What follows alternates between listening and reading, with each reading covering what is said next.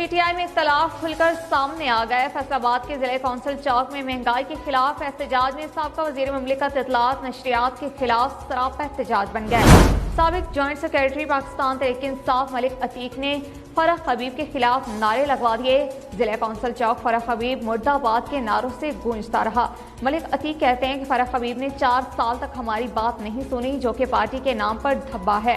Bureau chief Faisalabad Waqas Sharaj हमारे साथ telephone line पर मौजूद हैं। मजीद तफसीलात उनसे जानते हैं। वकास, बताइएगा इस मामले के बारे में। आज बिल्कुल ये पीटीआई में इख्तलाफ खुलकर सामने आ गया है। जिला कौंसिल चौक में महंगाई के खिलाफ एहतजाज में साबका वज़ीर मुमलिकत इत्तलात नशरियात के खिलाफ सरापा एहतजाज बन गए। कारकुन जो है वो फरख हबीब के खिलाफ जो है शदीद नारेबाजी करते रहे। साबिक जॉइंट सेक्रेटरी पाकिस्तान तहरीक इंसाफ मलिक अतीक ने फरख हबीब के खिलाफ जो है नारे लगवाए। जिला कौंसिल चौक में फरख हबीब मुर्दाबाद के नारों से गूंजता रहा। फरख हबीब ने 4 साल तक हमारी बात नहीं सुनी।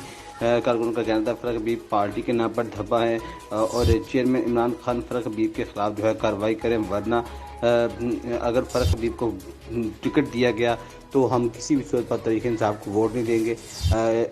कारकुन काफ़ी जो है वो नाराज दिखाई दे रहे थे। उनके कहने थे फरख हबीब ने उन्हें मायूस किया और उन्हें वोट दिया था, लेकिन आज़ादी मार्च के मौके पर भी फरख हबीब उनके साथ नहीं थे। कोई भी ऐसा मौका आया तो उसमें जो है फरख हबीब जो है उनसे जुदा थे और उनके खिलाफ इसलिए उनके खिलाफ जो है वो कार्रवाई के लिए दरख्वास्त कर। बहुत शुक्रिया वकास शराज, आप हमें तफसीलात देते हैं।